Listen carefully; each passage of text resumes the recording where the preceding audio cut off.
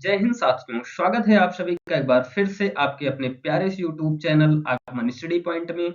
और आज हम लेकर के आए हैं हिंदी साहित्य के वो प्रश्न जो आपकी हर परीक्षाओं में पूछे जाने वाले होते हैं। तो चलिए हम लोग प्रश्न को स्टार्ट करते हैं। सबसे पहला प्रश्न है यहाँ पर, निम्नलिखित में से कौन सी प्रेमचंद की कृति नहीं है?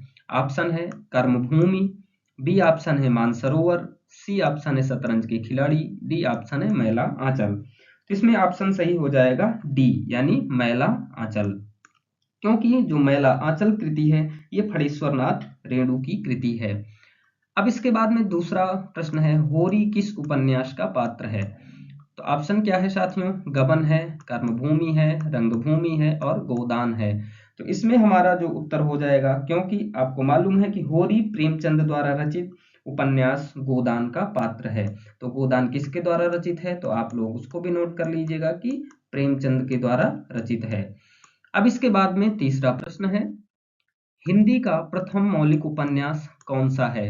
तो हिंदी का प्रथम मौलिक उपन्यास कौन सा है साथियों?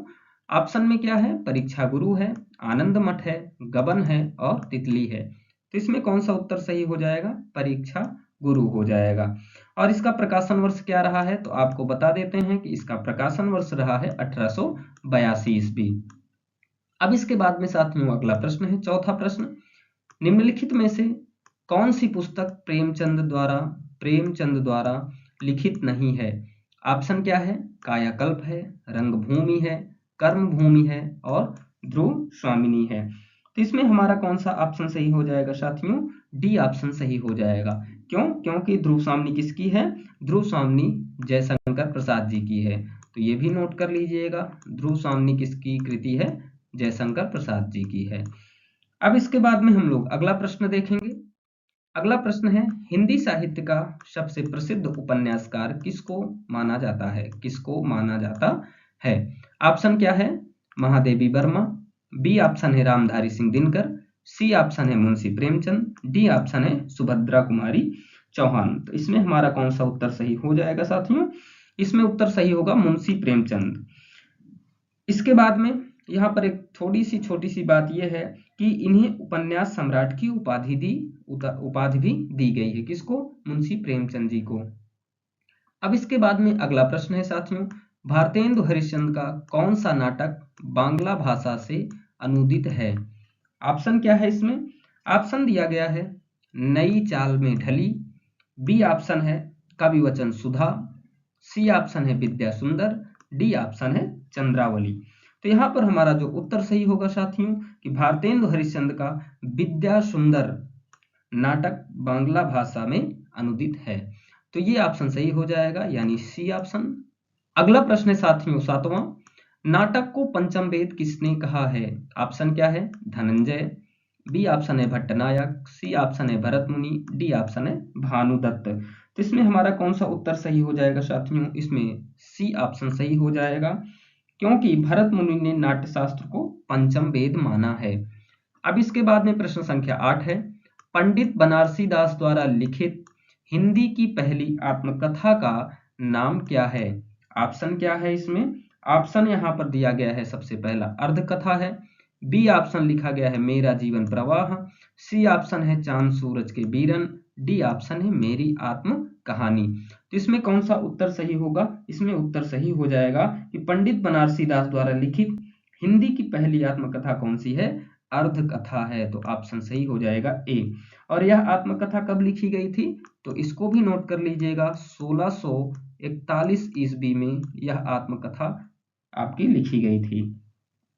अब इसके बाद में अगला प्रश्न है साथियों नौवां, आधुनिक हिंदी साहित्य की पहली आत्मकथा के लेखक कौन माने जाते हैं? लेखक कौन माने जाते हैं? तो ऑप्शन क्या है? बाबू श्याम सुंदर दास, बी ऑप्शन है देवेंद्र सत्यार्थी, सी ऑप्शन है हरिवंश राय बच्चन, डी ऑप्शन है जयशंकर प्रसाद। अब यहाँ पर हमारा उत्तर जो सही होगा साथियों, ए ऑप्शन सही हो जाएगा, यानी बाबू श्याम सुंदर दास आधुनिक हिंदी साहित्य की पहली आत्मकथा के लेखक माने जाते हैं। अब इसके बाद प्रश्न संख्या 10 है, हिंदी में रिपोर्ताज विधा का जनक किसे माना जाता है? तो रिपोर्ताज विधा का जनक किसे माना जाता है? ऑप्शन क्या है? रामविलास शर्मा, बी राम कुमार वर्मा, सी शिवदान सिंह चौहान, डी नंद दुलारे वाजपेयी। तो इसमें उत्तर कौन सा सही होगा? सी ऑप्शन सही हो जाएगा। शिवदान सिंह चौहान को रिपोर्ताज विधा का जनक माना जाता है।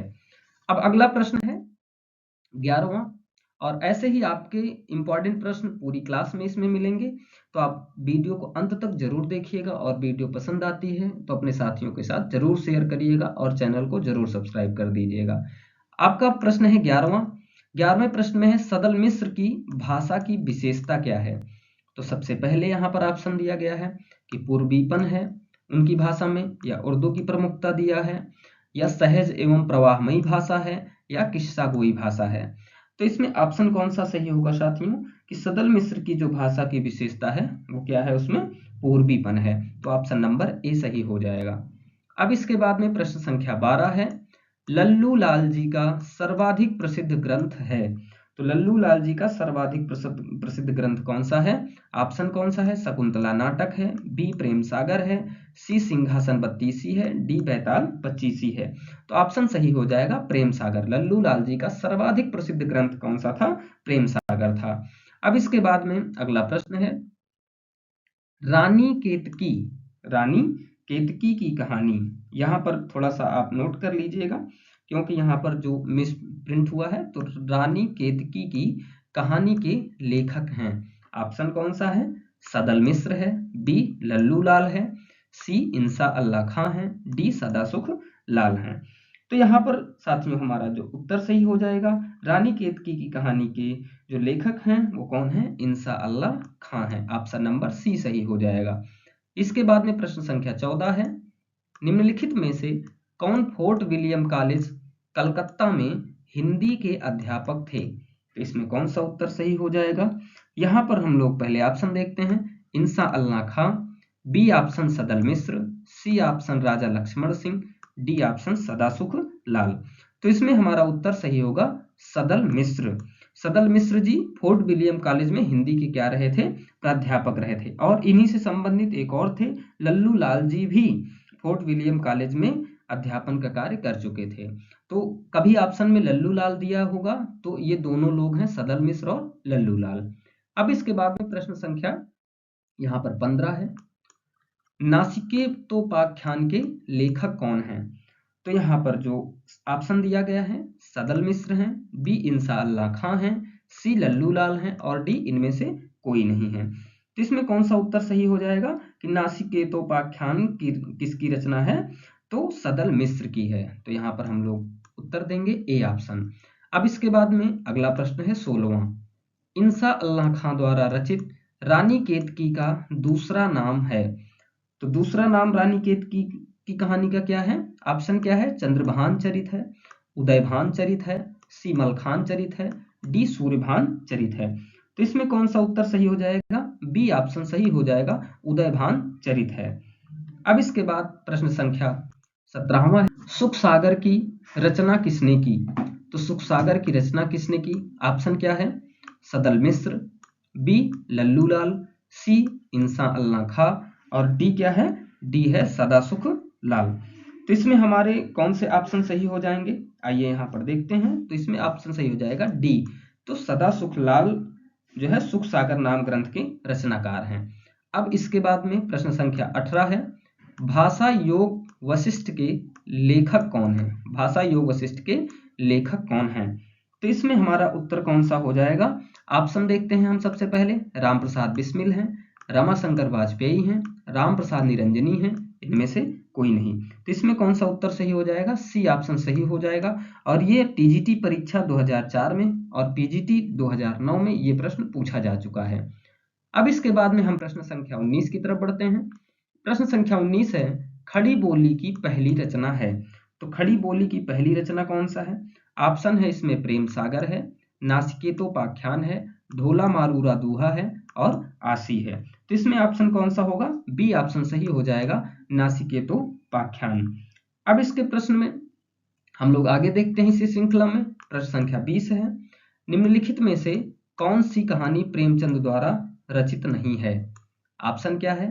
पूस की रात, ईदगाह, सी ऑप्शन ताई, डी ऑप्शन दो बैलों की कथा। तो यहाँ पर हमारा कौन सा ऑप्शन सही हो जाएगा साथियों? सी ऑप्शन सही हो जाएगा, क्योंकि ताई प्रेमचंद द्वारा रचित नहीं है। अब इसके बाद प्रश्न संख्या हम लोग 21 पर चलते हैं। प्रश्न संख्या 21 है, हिंदी के प्रथम गद्यकार हैं। तो हिंदी के प्रथम गद्यकार कौन है? ऑप्शन क्या दिया गया है?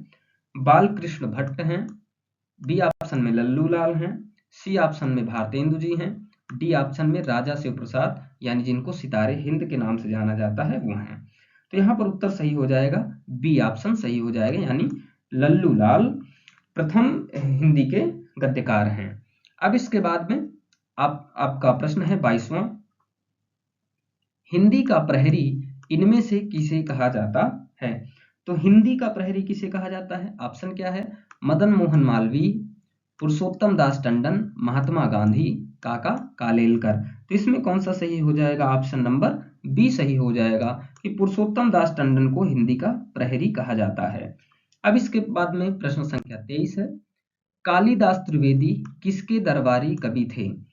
तो साथियों कालिदास त्रिवेदी किसके दरबारी कवि थे? ऑप्शन क्या है? औरंगजेब है, शाहजहां है, मोहम्मद शाह रंगीले है, बहादुर शाह जफर है। तो कालिदास त्रिवेदी, सबसे पहले ये बता दूं कि ये किस कालीन कवि थे। तो याद रखिएगा कि कालिदास त्रिवेदी ये रीतिकालीन कवि थे। कैसे कवि थे? रीतिकालीन कवि थे। और दूसरी चीज, ये किसके दरबारी कवि थे? तो ये औरंगजेब के दरबारी कवि थे। तो ऑप्शन नंबर ए सही हो जाएगा।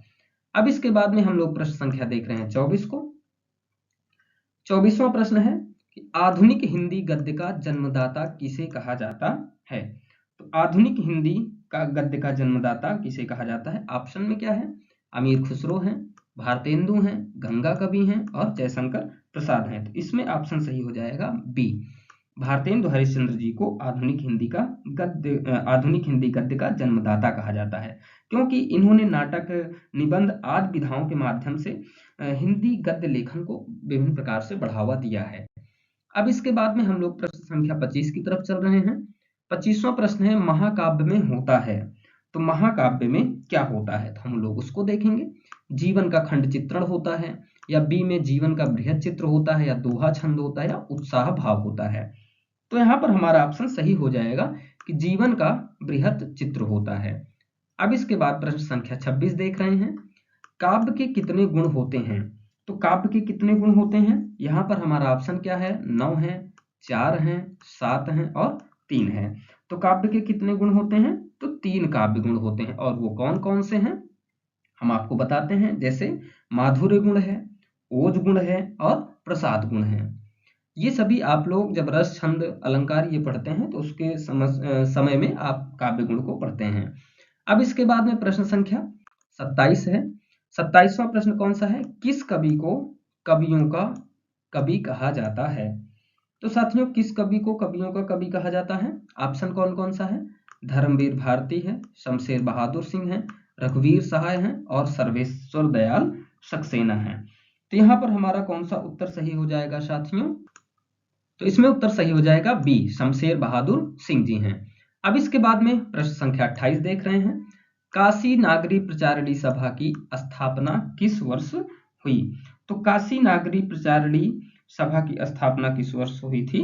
तो ऑप्शन क्या क्या है यहाँ पर? 1893 ईस्वी है, 1900 ईस्वी है और उसके बाद में 1903 ईस्वी है और उसके बाद में 1905 ईस्वी है। तो इसमें हमारा कौन सा उत्तर सही हो जाएगा साथियों? हम लोग देखते हैं यहाँ पर हमारा उत्तर सही हो जाएगा इसमें ए, 1893 ईस्वी में काशी नागरी प्रचारणी सभा की स्थापना हुई थी। अब इसके बाद में प्रश्न संख्या हमारी 29 है। प्रश्न क्या है? हिंदी का प्रथम व्याकरण लिखने वाले विद्वान हैं। तो हिंदी का प्रथम व्याकरण लिखने वाले विद्वान कौन हैं? ऑप्शन क्या है? जोशुआ केटलर हैं, उसके बाद में किशोरीदास वाजपेयी हैं, जॉर्ज ग्रियर्सन हैं, कामता प्रसाद गुरु हैं। तो इसमें हमारा उत्तर कौन सा सही होगा? ए ऑप्शन सही हो जाएगा, जोशुआ केटलर माने जाते हैं। अब इसके बाद में प्रश्न संख्या 30 है, छठा विश्व हिंदी सम्मेलन कहाँ संपन्न हुआ था? तो छठा विश्व हिंदी सम्मेलन कहाँ संपन्न हुआ? ऑप्शन है New Delhi, B Port of Spain, C Port Louis Mauritius, D London में। तो हमारा उत्तर कौन सा सही होगा? लंदन यानी ब्रिटेन में हमारा छठवां विश्व हिंदी सम्मेलन आयोजित हुआ था। अब इसके बाद में ये पूछ लिया जाता है कि छठवां जो हिंदी विश्व सम्मेलन हुआ था वो कब हुआ था। तो ये भी याद रखिएगा कि 1999 में, किसमें, 1999 में लंदन में हमारा छठा विश्व हिंदी सम्मेलन आयोजित हुआ था। अब इसके बाद में हमारा प्रश्न संख्या कौन है, 31 है। पहला विश्व हिंदी सम्मेलन किस वर्ष संपन्न हुआ? ऑप्शन क्या है, 1976 है, 1993 है, 1975 है और 1983 है। तो यहाँ पर सही उत्तर कौन सा हो जाएगा साथियों? यहाँ पर हमारा उत्तर सही हो जाएगा 1975 सही हो जाएगा। कौन सा हो जाएगा? 1975 सही हो जाएगा। अब एक क्वेश्चन ये पूछ लिया जाता है कि जो पहला विश्व हिंदी सम्मेलन 1975 में हुआ वो कहाँ पर हुआ था? तो ये भी याद रखिएगा कि ये नागपुर में हुआ था। कहाँ पर हुआ था? नागपुर, यानी नागपुर में हुआ था। अब इसके बाद में हमारा अगला प्रश्न है 32, फोर्ट विलियम कॉलेज की स्थापना कब हुई? तो फोर्ट विलियम कॉलेज की स्थापना कब हुई थी? ऑप्शन क्या है, 1800 ईस्वी है, 1805 ईस्वी है, 1857 ईस्वी है या 900 ईस्वी है। तो यहाँ पर उत्तर कौन सा सही हो जाएगा साथियों? ए ऑप्शन सही हो जाएगा, क्योंकि 1800 में ही फोर्ट विलियम कॉलेज की स्थापना हुई थी। इसकी स्थापना का उद्देश्य था कि आईसीएस अधिकारियों को हिंदी प्रशिक्षण देना था और लॉर्ड वेलेजली द्वारा इसकी स्थापना की गई थी। अब इसके बाद में हम लोग देख रहे हैं साथियों अगले प्रश्न को। अगला प्रश्न है 33, कलकत्ता में स्थापित फोर्ट विलियम कॉलेज के संस्थापक थे। तो फोर्ट विलियम कॉलेज के संस्थापक कौन थे? ऑप्शन नंबर ए है जॉन गिलक्रिस्ट हैं, सदल मिश्र हैं और राजा शिव प्रसाद सितारे हिंद हैं, रविन्द्रनाथ टैगोर हैं। तो इसमें हमारा जो उत्तर सही हो जाएगा वो कौन सा सही हो जाएगा? जॉन गिलक्रिस्ट के द्वारा हमारे कलकत्ता में फोर्ट विलियम कॉलेज की स्थापना की गई थी। अब इसके बाद में प्रश्न संख्या 34 है, महादेवी वर्मा को ज्ञानपीठ पुरस्कार किस कृति पर मिला है? मोस्ट इंपॉर्टेंट प्रश्न है, क्योंकि ये प्रश्न कई बार एग्जाम में पूछा जा चुका है। तो ऑप्शन है साथियों, कौन कौन सा ऑप्शन है यहाँ पर? यामा है, नीरजा है, दीपशिखा है या श्रृंखला की कड़ियां हैं। तो इसमें उत्तर कौन सा सही हो जाएगा? इसमें ऑप्शन ए सही हो जाएगा। यामा पर महादेवी वर्मा जी को ज्ञानपीठ पुरस्कार से नवाजा गया था। अब इसके बाद में प्रश्न संख्या 35 है, अज्ञेय जी को किस कृति पर ज्ञानपीठ पुरस्कार मिला? ये भी मोस्ट इंपॉर्टेंट प्रश्न है। तो यहाँ पर ऑप्शन क्या है? इत्यलम है, कितनी नाव में कितनी बार है, हरी घास पर क्षण भर है या भग्नदूत है। तो इसमें उत्तर कौन सा सही होगा? बी ऑप्शन, यानी कितनी नाव में कितनी बार कृति पर ज्ञानपीठ पुरस्कार मिला किसको? अज्ञेय जी को। अब इसके बाद प्रश्न संख्या 36 है, कनुप्रिया के रचनाकार कौन हैं? तो कनुप्रिया के रचनाकार कौन है? हम लोग ऑप्शन देखते हैं। ऑप्शन में है धर्मवीर भारती, दूसरा है रांगेय राघव, तीसरा है भगवती चरण वर्मा और चौथा है नागा अर्जुन।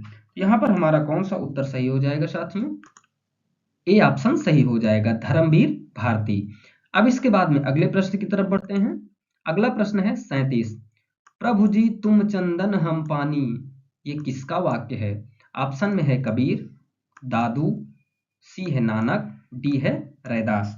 तो इसमें कौन सा उत्तर सही हो जाएगा? इसमें उत्तर सही हो जाएगा डी, यानी रैदास की पंक्तियां हैं। अब इसके बाद में 38वां प्रश्न है, निम्नलिखित में से कौन सा रासो आल्हा खंड के नाम से प्रसिद्ध है?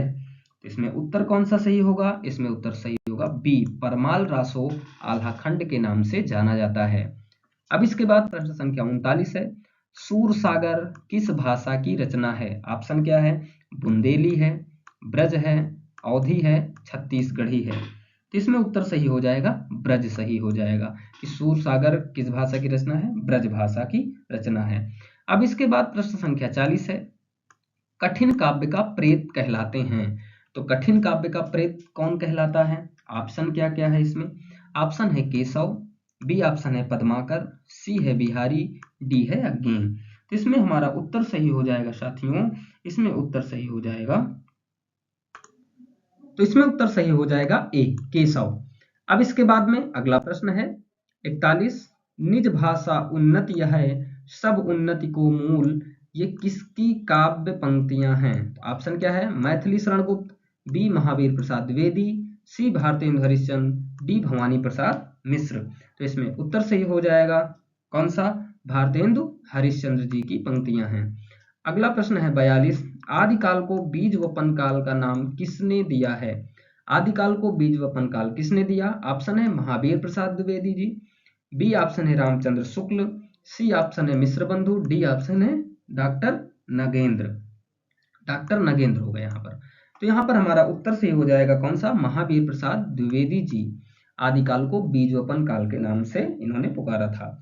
अब इसके बाद में अगला प्रश्न है 43, भक्ति काल को स्वर्ण युग सर्वप्रथम किसने कहा? तो भक्ति काल को स्वर्ण युग किसने कहा था? ऑप्शन इसमें कौन सा है? ग्रियर्सन है, गारसा दत्तासी है, मिश्र बंधु है, हजारी प्रसाद द्विवेदी है। तो ऑप्शन कौन सा सही होगा? ग्रियर्सन ने भक्ति काल को स्वर्ण युग कहा है। अब इसके बाद प्रश्न संख्या 44, मोस्ट इंपॉर्टेंट प्रश्न, बार बार पूछा गया है ये प्रश्न। कबीर को वाणी का डिक्टेटर की संज्ञा किस सलाहकार ने दी? ऑप्शन क्या है? हजारी प्रसाद द्विवेदी, रामचंद्र शुक्ल, सी है विजय देव नारायण शाही, डी है नामवर सिंह। तो इसमें कौन सा उत्तर सही होगा? ए ऑप्शन सही होगा। हजारी प्रसाद द्विवेदी जी ने कबीर को वाणी का डिक्टेटर कहा है। और प्रश्न ऐसा भी बनता है कि निम्नलिखित में से बताइए वाणी का डिक्टेटर किसे कहा जाता है? लिखा रहेगा कबीर दास रहेगा, सूरदास रहेगा, रामचंद्र शुक्ल रहेगा, हजारी प्रसाद द्विवेदी रहेगा। तो ऑप्शन कौन सा लगाना है? कबीर दास, क्योंकि कबीर को वाणी का डिक्टेटर कहा जाता है। तो अब अगला क्वेश्चन है हमारा 45वां, अंगवधु किस कवि की रचना है? ऑप्शन क्या है? रज्जब हैं, कबीर हैं, दादू दयाल हैं और सुंदर दास हैं। तो यहाँ पर हमारा कौन सा उत्तर सही हो जाएगा? सी ऑप्शन सही हो जाएगा, दादू दयाल। अब इसके बाद में प्रश्न संख्या 46 है, हिंदी का पहला समाचार पत्र उद्दंत मार्तंड प्रकाशित हुआ। तो कब प्रकाशित हुआ? ऑप्शन क्या है? 1840 ईस्वी, 1826 ईस्वी, 1830 ईस्वी, 1844 ईस्वी। तो इसमें उत्तर सही हो जाएगा 1826 ईस्वी में उद्दंत मार्तंड हिंदी का पहला समाचार प्रकाशित हुआ था। अब इसके बाद में अगला प्रश्न है साथियों 47, 100 अजान एक सुजान के रचनाकार का नाम बताइए। तो यहाँ पर ऑप्शन क्या है?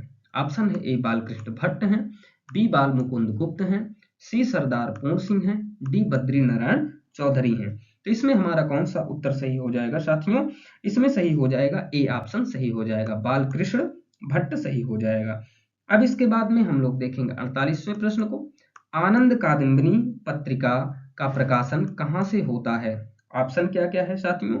मिर्जापुर है, इलाहाबाद है, उसके बाद लखनऊ है और उसके बाद में बनारस है। तो इसमें हमारा उत्तर कौन सा सही होगा? ए ऑप्शन सही हो जाएगा, मिर्जापुर से आनंद कादम्बिनी पत्रिका का प्रकाशन होता है। अब इसके बाद प्रश्न संख्या देख रहे हैं 49 को, राष्ट्रवादी कवि रामधारी सिंह दिनकर को उर्वशी के लिए ज्ञानपीठ पुरस्कार किस वर्ष प्रदान किया गया? तो यहाँ पर उत्तर कौन सा है? यहाँ पर देखेंगे ऑप्शन को सबसे पहले 1971 में, 1972 में, 1973 में और 1974 में। तो इसमें उत्तर सही हो जाएगा 1972 ईस्वी में राष्ट्रवादी कवि रामधारी सिंह जी को उर्वशी के लिए ज्ञानपीठ पुरस्कार प्रदान किया गया। अब इसके बाद में प्रश्न संख्या 50 है, कवितावली के रचनाकार हैं। तो कवितावली के रचनाकार कौन है? ऑप्शन क्या है? जायसी हैं, सूरदास हैं और तुलसीदास हैं और डी ऑप्शन कौन से हैं? घनानंद हैं। तो इसमें उत्तर सही हो जाएगा सी, तुलसीदास जी कवितावली के रचनाकार हैं। तो आज के लिए साथियों इतना ही, मिलेंगे आपसे अगली क्लास के साथ में इसी प्रकार के महत्वपूर्ण बिंदुओं को लेकर के और प्रश्नों की श्रृंखला को लेकर के। अगर आपको हमारी वीडियो पसंद आती है तो चैनल को सब्सक्राइब जरूर करिएगा, जिससे आपको नोटिफिकेशन सबसे पहले मिलता रहे। जय हिंद।